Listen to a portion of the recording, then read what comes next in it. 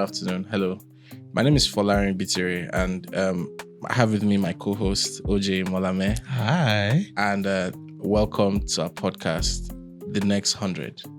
So this podcast, the real aim of the podcast is to fixate and put a spotlight on the emerging sectors and industries that have the potential to do $100 million ARR every year. So we're going to be talking to a lot. So what is ARR? Okay. Annual recurring revenue. What does that mean for the audience? The amount of money that the industry or the sector can make in a year should be minimum $800 million. That's what I'm talking about. Fantastic. Okay. So we're going to be talking to quite a lot of very, very interesting people, champions of industry, you understand? And today we have a very, very special guest. He's Mr. Cinema. This guy has 24 years of experience in this. And this guy, don't worry, I don't need to talk too much. He'll introduce himself. So, sir, please, can you kindly introduce yourself, Mr. Moses Babatope? I don't think he needs any introduction at this point because I remember that once I was watching like something of Kylie Minogue. It's something in Australia. And they were like, Kylie Minogue is so successful, he's so famous, all you have to say is Kylie. And they know who they're referring to. So with Moses Babatope, every film nerd, film geek, film enthusiast, filmmaker, they know Moses Babatope. I read a headline once on Shock and it said the Disney guy, what's his name? The one that runs Disney. Bob Iger. Yes. So he referred to him as the Bob Iger of Nigerian cinema. I was like, no. It's just Moses Babatope. That's all. The Nigerian cinema. Bob Iger is in his country and doing well. Thank you. Love him. Thank you. Moses Babatope. Thank you so much. Thank you so much. What honor. I mean, I could just say, yeah, my name is Moses. But thank you. It's great to be here. Thank you for having me. I'm so delighted that we could have conversation that, this time of the year. I think it's really poignant that we are spotlighting a sector like the one, I stand for and I've been privileged to have had, great experience in and to have hopefully, influenced. How do I introduce or summarize myself? Right now, I'm the group CEO of a company called the Nile Media Entertainment Group, which is a media entertainment firm that dabbles its hands into film production. And I think that will even be limiting it. I would say content production, distribution, and exhibition. Because we're in a world where now, you have to pay attention to what's going on. Film is still film and will always be there. Yeah. But content creation and content in itself has become a huge deal. We're creating content as we speak. So we're not limited to just film, but film is a focus for us. And prior to that, I was co-founder of the largest cinema chain. And I think it's also incorrect to say I was because I co-founded that. So I'm still co-founder of that. And in fact, the shareholder of Film House Group, of Film House Group, owners of Film House Cinemas, Film One Entertainment, amongst a number of other subsidiaries, which is a leading company in West Africa. And prior to that, worked my way in the UK, working for the largest cinema chain, Odeon Cinemas, also built out or founded a UK distribution company called Talking Drum Entertainment. So I've had an interesting come up in the film industry in a number of arenas, and it's great to be here. Still hungry, still passionate, still motivated to contribute to the sector. What I find so interesting is that I've personally been, anybody who knows me knows that I love entertainment, knows that I've always went to entertainment, blah, blah, blah, blah. So I've always, I'm an entertainment nerd, but Nigeria and globally. And then from a Nigerian perspective, I still vividly remember when AOI, I think Atlanta, that one? Yes, that is it did cross 100 million. I remember everybody went, eh? In Nigerian movie? Really? Yeah. And then I remember this was 2004. However, what 2014. sorry. However, I remember. So what I do right now is that anytime I go back into Nigeria's economic history and business history, I juxtapose against what was happening politically at the time. In terms of policy. And I realized that at the time was when Nigeria was rebasing her GDP. She hadn't rebased one in 15 years, and she was rebasing one then. And for the first time, she scoped in the entertainment industry. And it's so interesting how a decade after, she's rebasing again. However, the film industry then, we didn't even know the numbers, we didn't know what it was doing. However, today we have a box office of 11.5 billion as of the last year alone. So just thinking how we've gone from doing 160 million in one film, I think he got into like the Guinness Book of Records for that. It was groundbreaking. Yeah, it was $1 million at the time. $1 million. Yeah, it was less than 20 cinemas. Yeah, at the time. That's crazy. It was groundbreaking. Yeah. That's crazy. I remember it was. In fact, I would even argue it was one of the main elements that jump-started investment in the sector. So basically, if I were to go back in time, I would say was AY's movie, that was 2014. And then 2 years after was Wedding Party, a film they were also part of. However, I remember the Wedding Party. I was working in consulting at the time. And however, I don't think I'd ever experienced a Nigerian movie. So, in terms of the success of film or music and everything, so it's two-pronged. So on one hand, we make our money back, it's successful. However, on another hand, on the elevated hand, it permeates culture. Correct. So impact. Where you have that cultural impact, that was Wedding Party. I'd personally in the theater. I mean, but I have a question, because when I think about Nigerian cinema and I think about Living in Bondage, Karashika, Liz Benson, shout out to Liz Benson. Shout out.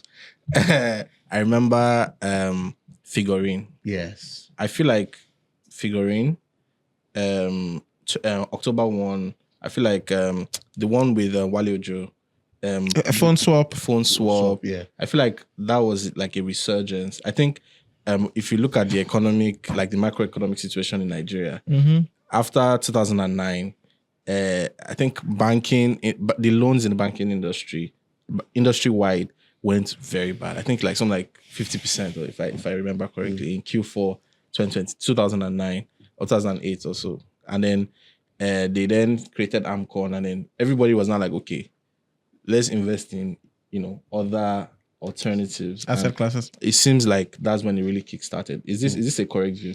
I think that analysis is not wrong when you just look at the momentum from 2008. I think it was Stephanie Okerike's Through the Glass. Through the Glass, right. That came up, and then you had Figurine, and then you had you had EJ in 2010.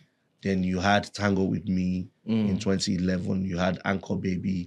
So I think I remember that one. Yeah, and then you just had almost that rise, even though, and look, let's give credit. The box office, EJ was, I think, 67 million. Yeah. In 2010. Yeah. That's huge. How much was that in 2010? Yeah, at 150 naira. I think 120 or 150. 120 naira. So like 500K in, and I remember it was no more than 9 cinemas.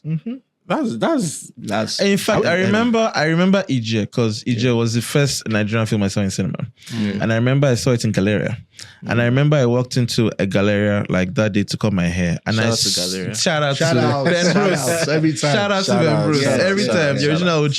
Yeah. And I remember I walked into a Galleria. So typically, you now have them today, but then at the time, the Nigerian movies weren't really in cinemas, and they didn't have the banner. Correct. However, I saw the banner, but what caught my attention were the laurels. Yes. So it went to different Nigerian film festival. I was like, okay, I will watch it. Then I remember I bought the last ticket.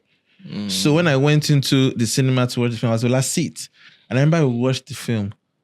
And at the time, I'd never seen Omotola and Genevieve on screen before. Like, just to mention the big screen. And I remember I came out of the cinema and I almost cried, which was because I was like, it's actually possible. Yeah. I still remember That's that day. I was like, this is actually possible. Yeah. And I think your point is so poignant about interesting how we turned a potentially disastrous situation, because that 2008 with the bad loans coincided with the global economic crisis. Yes. And turned that situation into, I don't know whether we should be giving the president at the time, was it Goodluck Jonathan that also was influential? Yaradua. Influential with some kind of World Bank fund, which was Yes. Film House accessed. Yes. In 2011, 2012. It's so at that point, Goodluck it was not Jonathan. Not Jonathan, yeah. That was not Jonathan. And then, the BOI because came in and I talk to OJ about this quite often. Yeah. And I was like, the financial industry, like we have it in the bill. So like when we think about an industry, there are a lot of things that need to be in place. yes. So like if we talk about this industry now, Yes. what's the size? Like what's the size of this industry if you want to say films in Nigeria? Depending on who you talk to and depending on the model for valuing it, you go, I think it's a minimum of $500 million, and it's as much as 10 billion. Depending on what you're using to estimate, because there's on the revenue side, there's on the asset side, there is on IP side, there is, whether you like it or not, the bootleg and all the illegal stuff that goes on. You have to value it. Yes. And then if you then look at the various versions, and in versions we mean like languages that they're transposed into, it's a huge industry.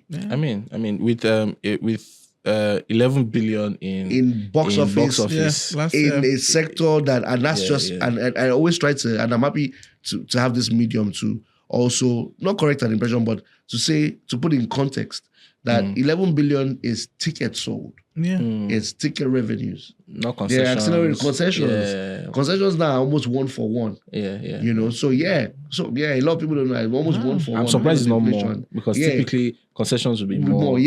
Before it used to even be half or less, but now it's 1 for 1. Advertising, activations. The truth is, you cannot, a sector that gets 2.5 million tickets sold annually, you cannot deny it of advertising revenue. Of course. So there's advertising revenue, there's like you said, food and drink revenue, there are events revenue. This is an easily 26, 27 billion, a year sector.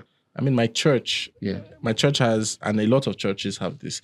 They have a lot of sites where the parish or that center is in a cinema. Yes, exactly. So, and that's alternative revenue for the cinema as well. I mean, so the way I look at the cinema typically is otherwise like known as commercial real estate. It's real estate. So what can you do with the commercial real estate? Absolutely. Yes. I can also have a seminar there. Yeah. I can do a church service there. Yes. I can do a lot of things. I mean, you can get married. Yes, absolutely. I have funny story. I was watching a movie once and they cut the movie halfway because the guy wanted to propose to his girlfriend. Yeah, it's happened a number of times. And it's actually very popular.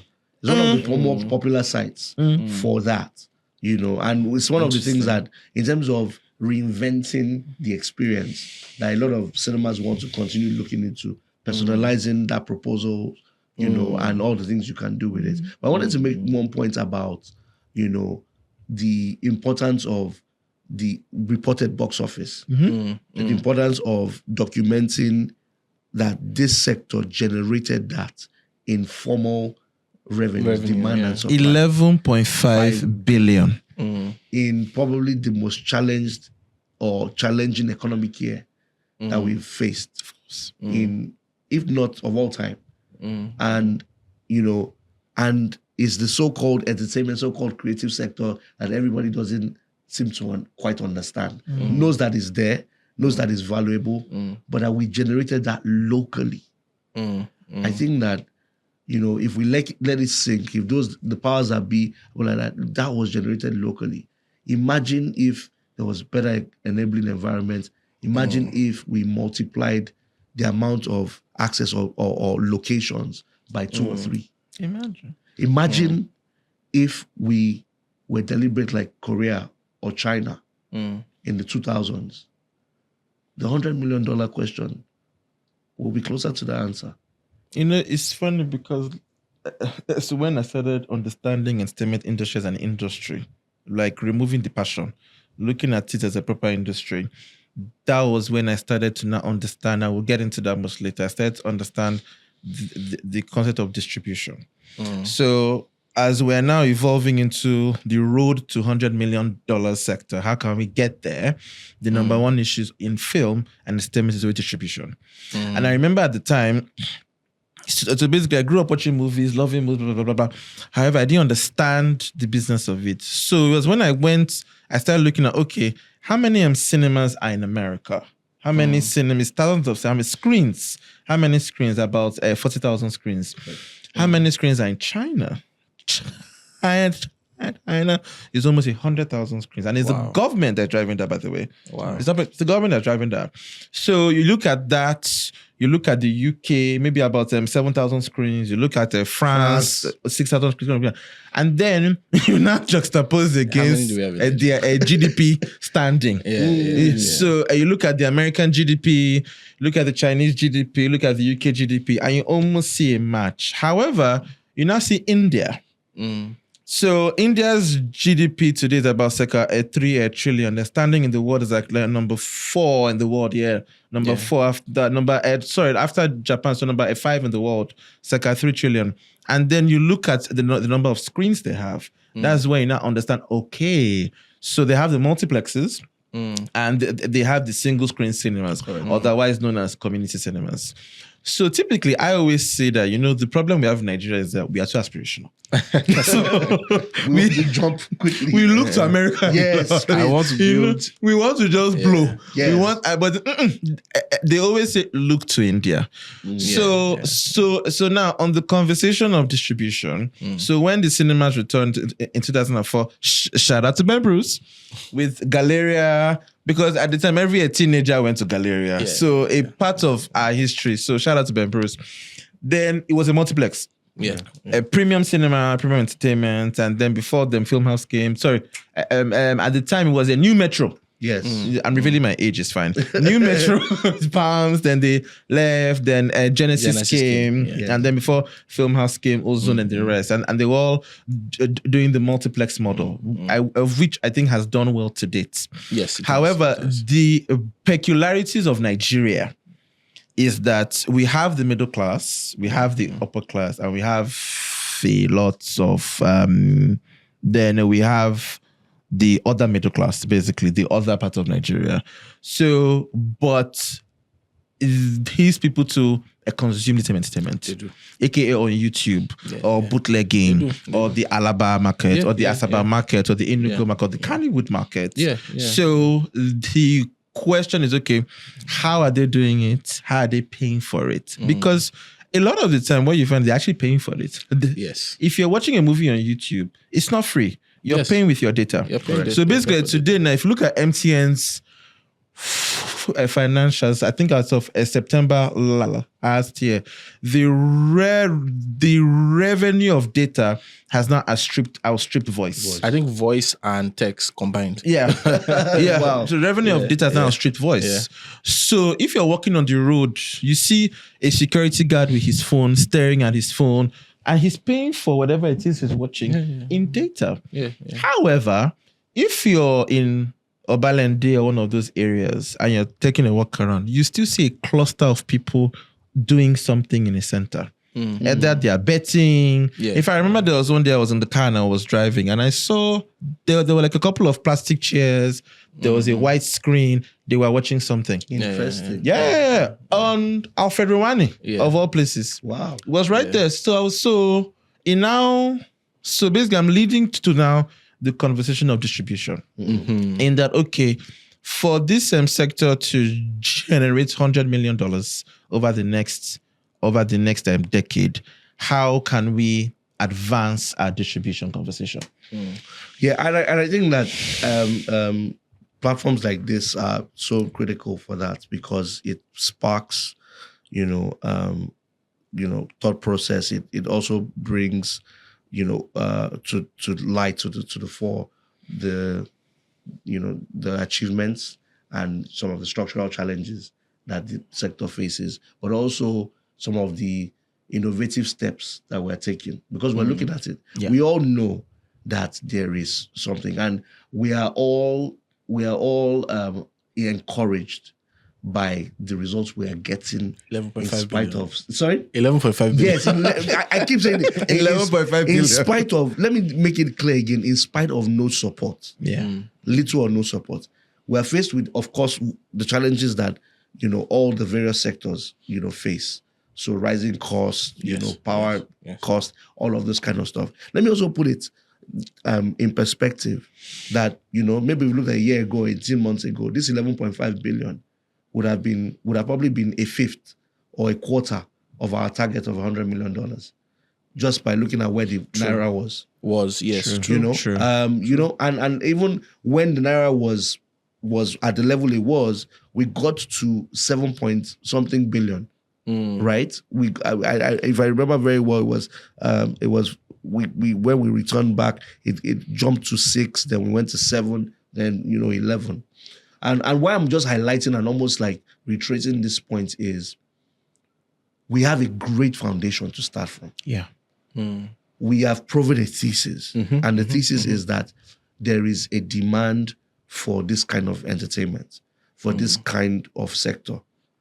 We've proven again that we're not also just consuming foreign content. Fantastic. Local content accounted last year for about 46-47% of that box office, Fantastic. which is huge. It's huge. That has not happened before. Yeah. So for me, when I look and I'm looking into the future, and when confronted with this topic, I'm like, this is really achievable. But the only way we catalyze, the only way we scale this thing is for a concerted effort, for I don't want to call it a cluster, but for a real focus and emphasis, dealing with the right folks, the right people, to say, let's unlock what is here. And I'm talking tech sector. I'm talking financial sector. I'm talking government policies. I'm talking real policies on trade and investment. For example, can we get a assembly plant for cinemas that can work with the kind of power supply that we have here? Can we give real incentives to people that make seats for this kind of cinemas? Can we have a policy where, we're going from Operation 80 cinemas, we're going to 500.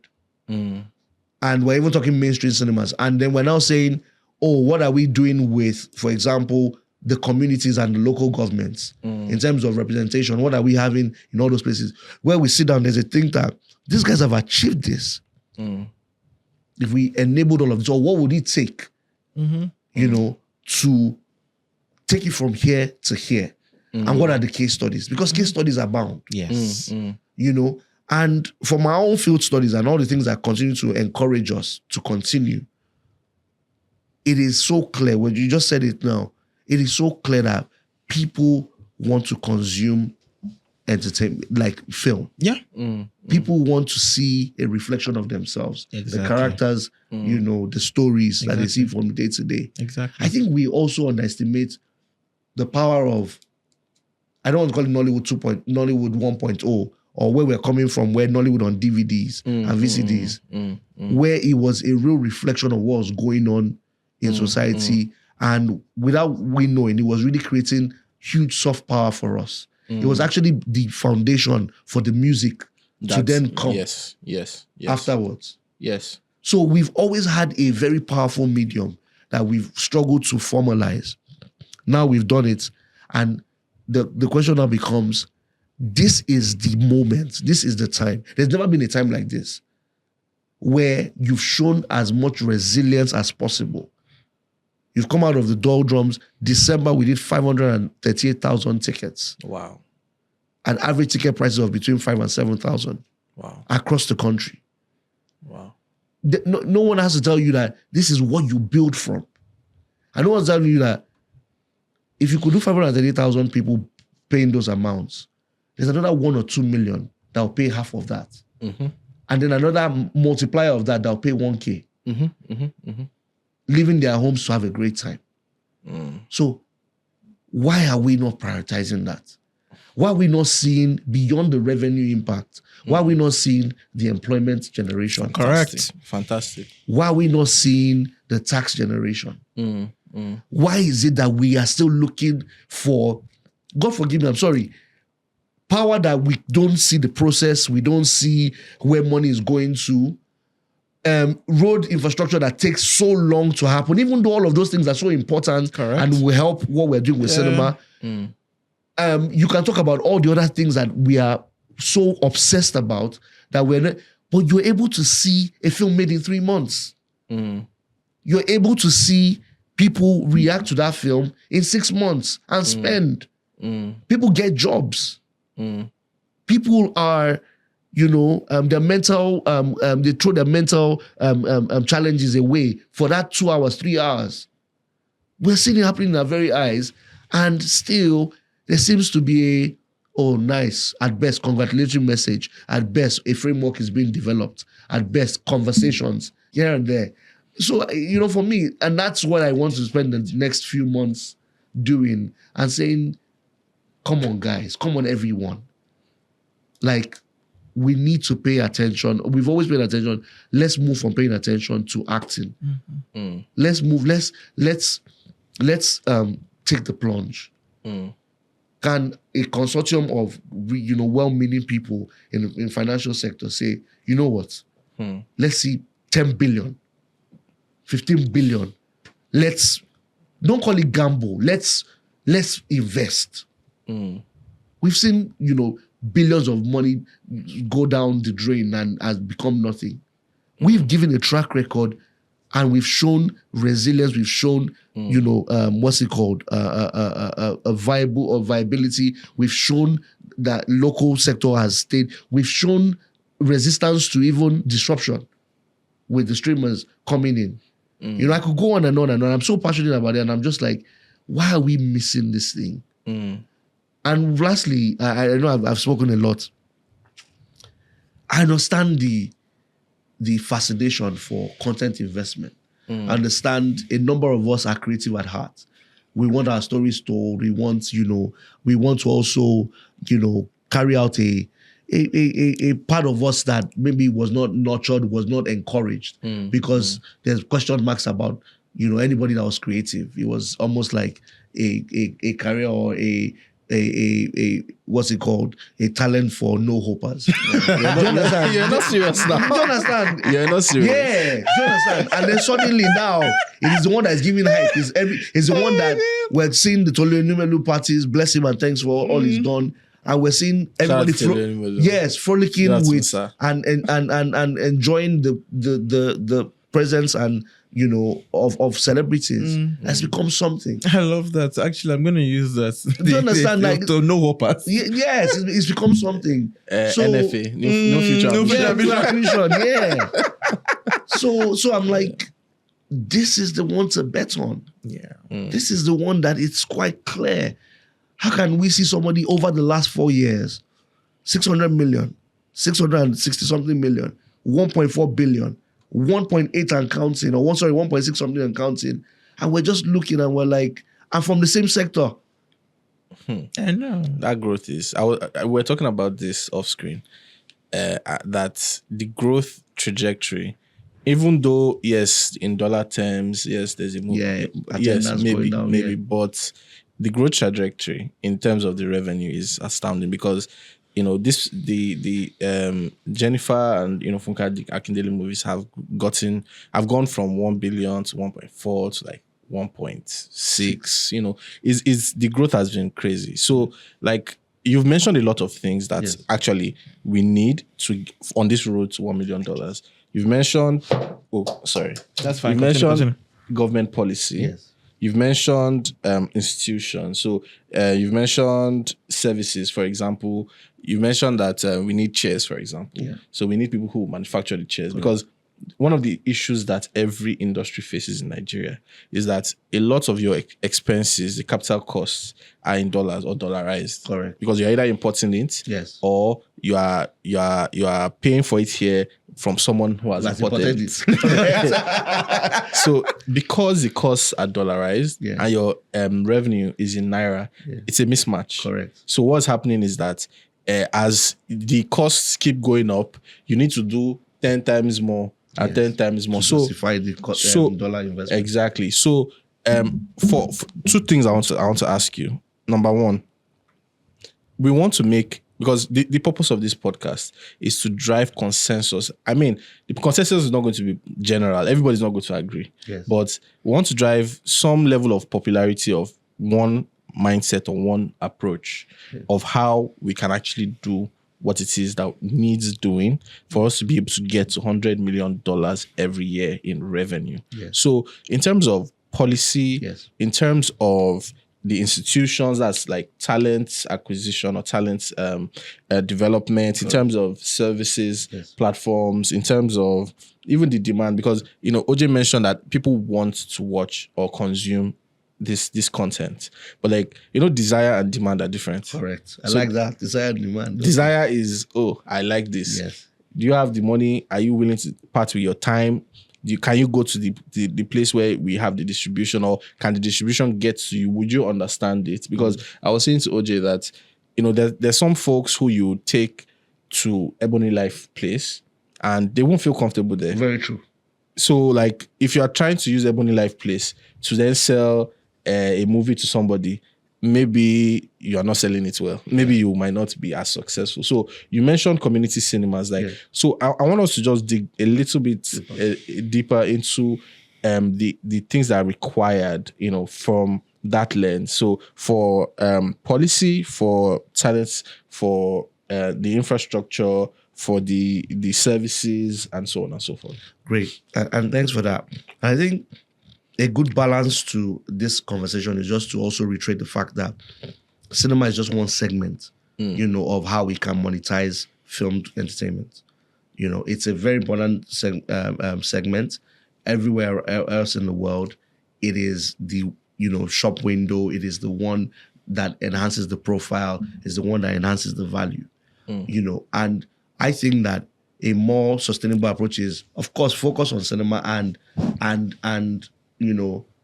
help kind of expand, or would I say, because of the success it's achieved, deepen the investments in it for sure. But there are other aspects that we must also work on because of the validation cinema has given us. The validation cinema has given us is that there's demand and supply. People are willing to go out of their homes to have an experience. But the fundamental is that people are willing to exchange their funds to watch. Going to your question, and just to talk deeper on the community cinemas before I kind of talk more holistically about the other segments, we think that we cannot fall into the danger of just this one narrative of cinemas at 5,000, 7,000 cinema tickets. It's not sustainable. It's only a class of Nigerians that can afford that. Therefore, our approach must be, how do we make cinema for all? And it means that people that are willing to pay 25,000 naira, how do we make it as exclusive and as luxurious for them? Because they're there. And there's a way they want to watch. They're the ones that do the fine dinings and pay 200K or 250K and spend $1 million in the clubs. How can we make that for them and also, maximize the value at the top? But also, how can we make the volume, the mass market audience, how can we also make them feel included? That's what we're looking at. And we're, like I said, we're in an era where technology has solved or is solving that challenge. So you talk about services, you talked about infrastructure, you talked about talent. Technology for me is so key in this conversation. And why I'm emphasizing technology is we are also in the hub where we're seeing a technological revolution. We're seeing it really advance our economy. We're seeing, unicorns almost every 6 months now and more being created. we're seeing people being more and more connected. What we're also seeing in our sector is that we're finding with one of the biggest challenges with creating community cinemas is security of content. There's technology now where you can securely transfer or deliver content to any screening center in a secure manner. It's encrypted. You cannot copy it from whichever device you're using to project. Neither can you copy it from screen. So that technology exists. In the same vein, there are monetization methods where you can charge for a screening as opposed to depend on per transaction, payments, because that sometimes the integrity of that can be in question. How do you know what the person in Kafanchan is doing? Exactly. How do you know how much CCTV can you put in, in Offa, Kwara? Do you understand? So we are also looking at it realistically in Nigeria. Do we have a screening fee mechanism where before the film is shown, you've paid for the screening fee, everything is automated. By the time you pay for the screening fee, all electronic, and you've also programmed the time of your show, and we already have a standardized kind of like layout. So in this place now, a place that can take 40 people, there's a screen size, there's sound, all of that has been, what they call calibrated, and that that the people are going to have a good time. All of that kind of kit exists. And you pay for this stuff, and at 3 p.m. it shows, at 5 p.m. it's off the system. So basically the question to ask is, is that operational now? It's been tested. It's been now? Yes, it's been tested right now. Really? Where? Yes. 2 locations, but we're not, I won't call them commercially run. Okay. So we've found 2 locations. I believe one is in Yaba, one is in Ibadan. Okay. What we've just done is to test content going there. Okay. We've also kind of tested the ambience and taking questionnaires, but we've not deployed them as commercial centers. So basically, I have a space in Yaba. Yes. And I have chairs and a screen. Yes. So basically, it's any space. Yes. Chairs, a screen. Let me correct that. So the product, because we even position it as a technology product, right?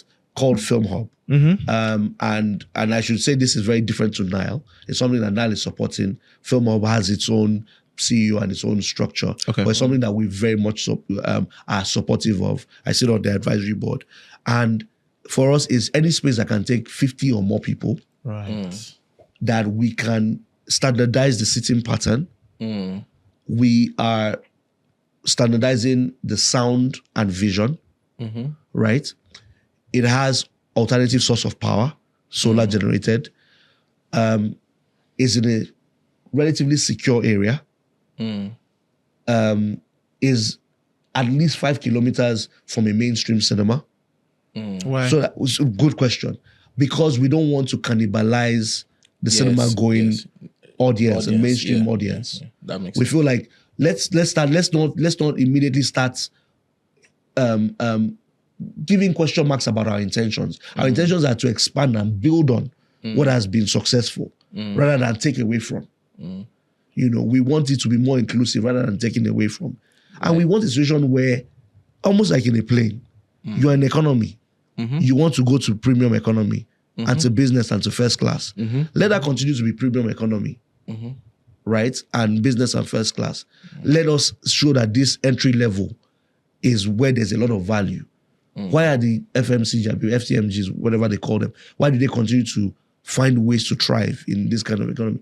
They understand sachetization. Yes. They understand price segments or economic Different segments. customer segments. We have to do that. Cinema sensitization. Yes. I mean, we have to do that in this. I would say that this is not sachetization.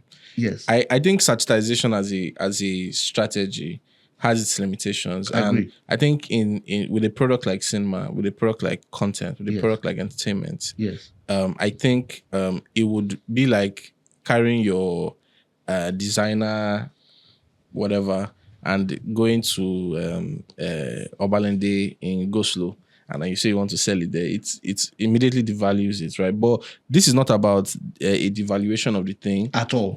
in order to sell it. This is about finding another distribution model that Absolutely. is more like it's a better fit contextually, Yes. for the culture, for And the for the history, environment. for the And for the environment, segment of- exactly, yeah, of the of those people. people. So I think what you've said about community cinemas and the technology that is required to deliver that, Yes. I think it is very, very crucial Yes. to this, this $100 million number that we're talking we about. think so. We think that it is the one. I've been talking about it now for months. We thought it was going to be easier to deploy. To be honest, it was one of the key things we wanted to sell with Nile. But when we got into the marketplace, just to kind of talk about the challenges as well, we found very quickly that yes, people were excited, but we found very quickly that sports was a huge contender, was a huge competitor. Yes, the viewing centers. Viewing centers. We found that it was a huge, and so we couldn't, because we're ready to deploy 10 locations. So we found out that particularly weekday businesses where weekday business was going to be tough. We also found out that in terms of the kit, what model? Do we supply kits? Do they lease kits? Do they, how nimble can we make it so that we can move it on from place to place?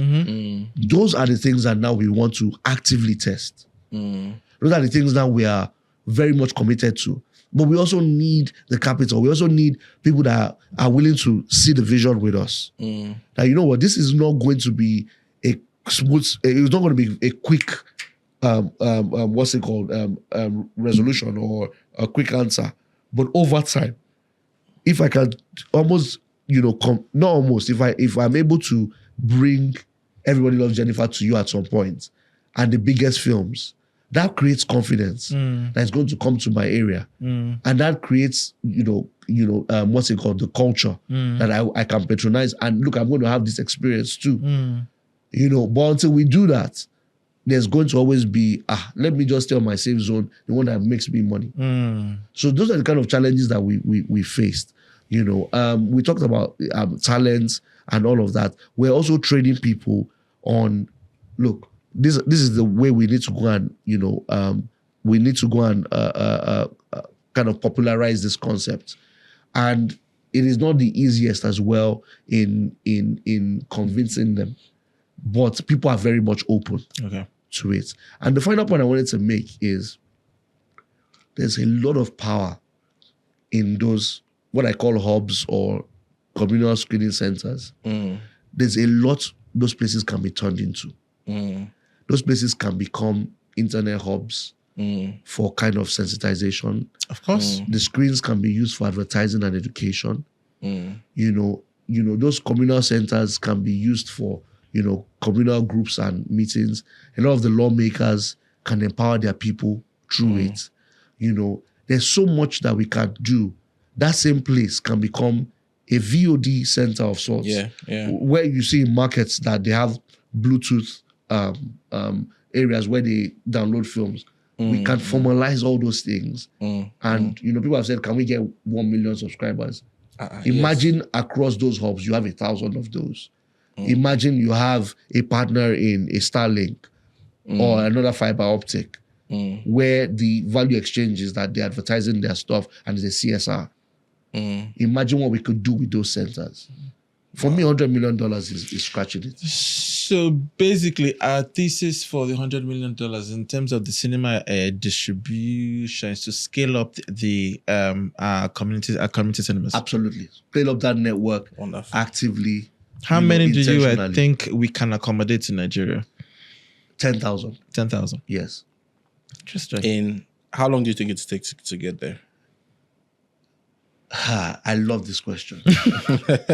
With the right kind of capital and with kind of desire, and we continue to make really strong quality films because products are important, I can see us doing it in 3 years.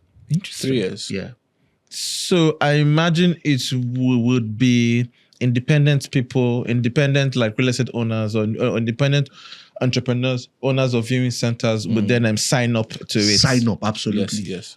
What stops you from yes, let's not simplify the network of POS operators. Let's not simplify the network of before what they call recharge card sellers. Let's not it was a well-oiled system that worked, but let's not also complicate a simple kit that will have supervisors in each area to ensure that the standards are kept. They'll be incentivized to ensure that all of those things, and a mechanism where we're also getting feedback.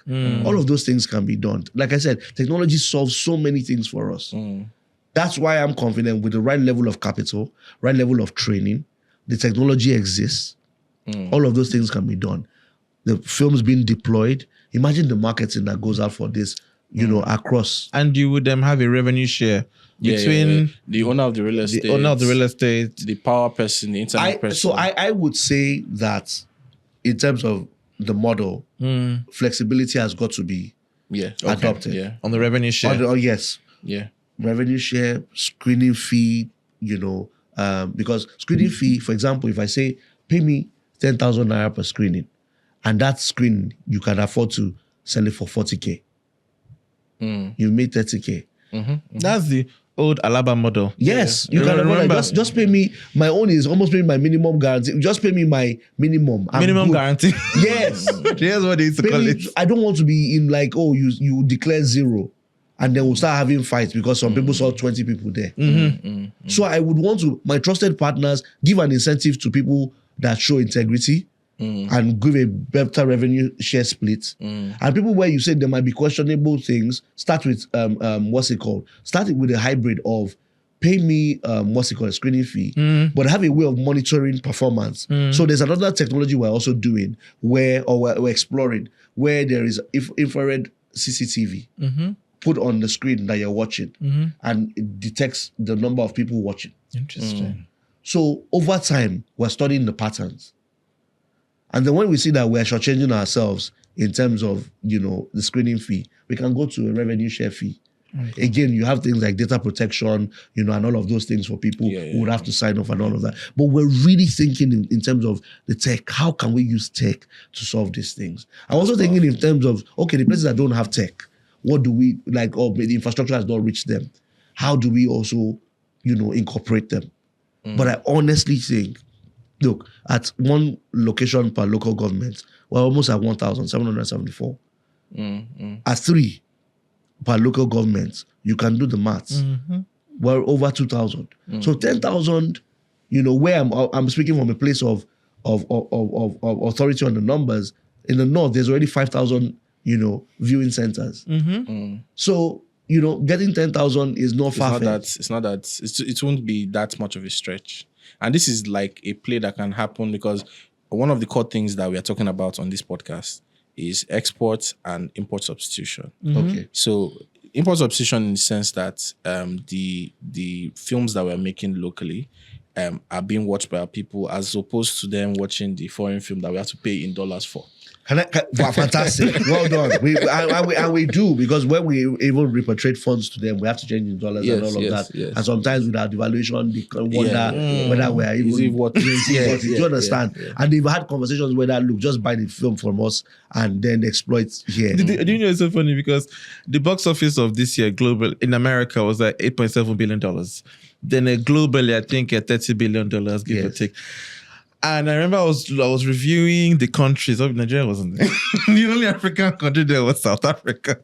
we want to adjust that because we for whatever it is, we've done $5 million, $6 million. Yeah. If not $7 million. Yeah. We want to really correct that impression that as if we're not there and we're not contributing. And we're working on it. Because if you look at box office, so we're working on it. That's good. There was a point that I wanted to make, on the community cinema one, that it is mainly local titles, if not 100%. Love it. That's the concept of it. In fact, the technology thrives on it because Hollywood will give us a big problem. We want to say, Hollywood, we've demonstrated that this is what. So therefore, if you want those your other windows that are being pirated, if you want to come on our network, here is what it will cost you. Rather than begging. We have enough local content. Let me just, please allow me to share this last thought. I know I've said so, but I'm so passionate about it. The idea is, gents, to empower that storyteller in the middle belt or that filmmaker in northeast Nigeria to make a film that can be shown in that cluster of community centers, become such a hit and such a wave that we can then see it in the south and vice versa. Local titles, rather than them running immediately to YouTube, people can experience cultures from various places. We can get those films remade and amplified and bigger because those people are the best at telling their own stories. For me, there's a more powerful narrative to the whole community cinema concept than just even revenues. And with that, it brings us to the end. I wish we could have, because I think there's still a lot. There's so much. There's still a lot. Unfortunately, we gotta go. Yes. But thank you so much for coming, and thanks for sharing a lot about what is required.